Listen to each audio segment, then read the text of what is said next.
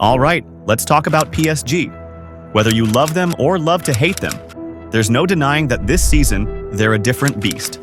For years, PSG was that team, the flashy, superstar-studded squad that promised Champions League glory but delivered heartbreak on an annual basis. But now they look scarily good, and the terrifying part?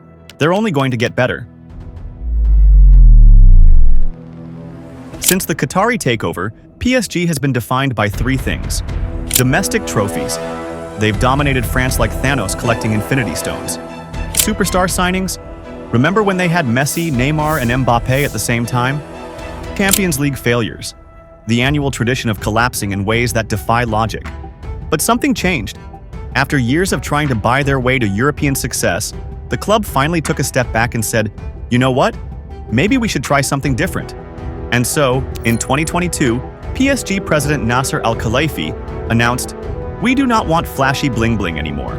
It is the end of the glitter," which means no more Hollywood signings, no more past their prime superstars.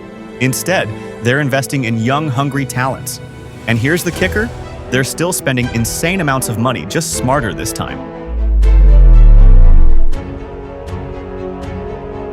Fast forward to today, and PSG has assembled a squad that's genuinely built to dominate, not just in League One, but in Europe. Under Luis Enrique, they've constructed a team that's balanced, explosive, and most importantly, sustainable. Their defense? A beautiful blend of experience and youth. They've got Achraf Hakimi, one of the best fullbacks in the world. Nuno Mendes, an absolute speed demon. Marquinhos, the ever-reliable captain. And Milan Skriniar, a defensive rock. Midfield? The Portuguese duo of Vitinha and João Neves have been outstanding. They dictate the tempo, win duels, and drive the team forward. Attack? It's not the old superstar-heavy front line, but it's arguably more dangerous. Barcola and Dembélé are bringing the flair. Kvaratskhelia, the Georgian magician, has slotted in seamlessly, giving PSG a new dynamic. Then there's the young guns, Desire Doué, Lee Kang-in, and Gonçalo Ramos, players with enormous potential, ready to explode onto the scene. But how did we get here? Remember the era of Zlatan Ibrahimovic? The man wasn't just PSG's talisman, he was PSG in the early Qatari years. With his insane goal tally, unmatched arrogance, and larger-than-life personality, he made League One his personal playground. PSG dominated France, but when it came to the Champions League, they always fell short. They were good, very good, but never truly elite. Then came the summer of 2017, when PSG flipped football on its head.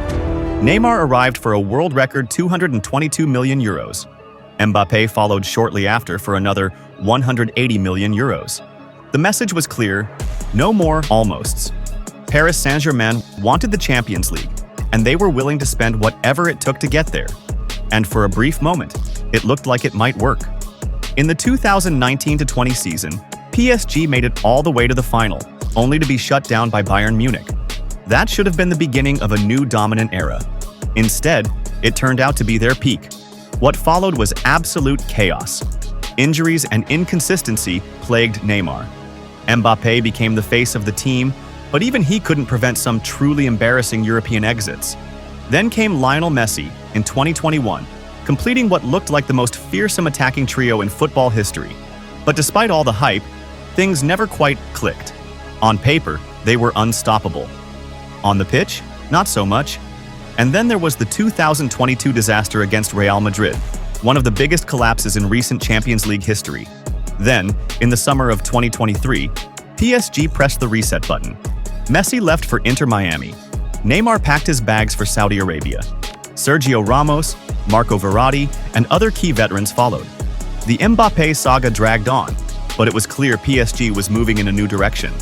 Suddenly, they weren't just rebuilding, they were starting from scratch.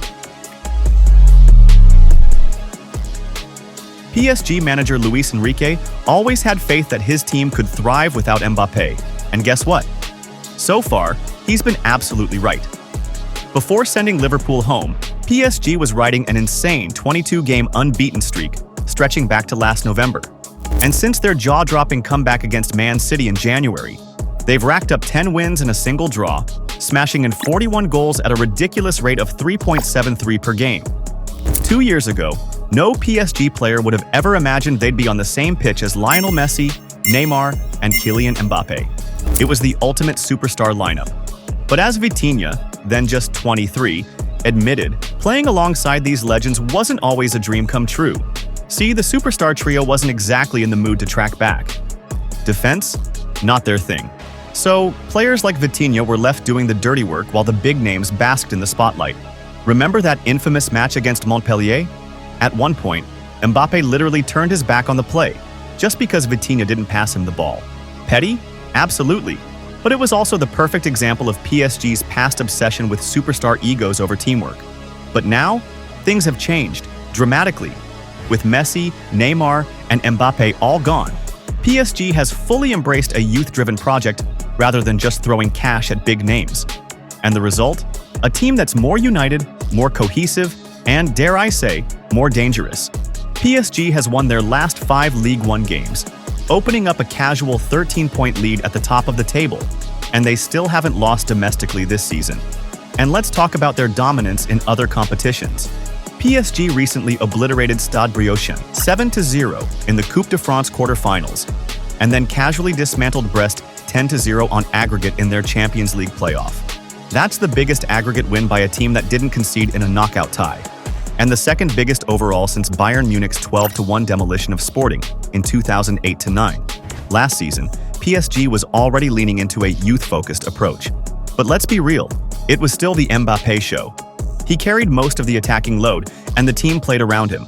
But now, the goals are coming from everywhere. The attack is more balanced, the playstyle is more fluid, and the team as a whole looks, dare I say it, better.